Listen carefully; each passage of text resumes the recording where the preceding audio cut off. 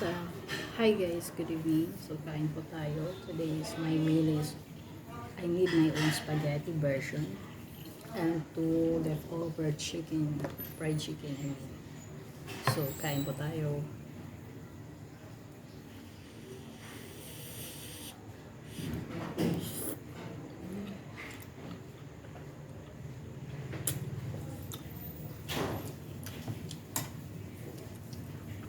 Kasi kung bibili ako, mahal.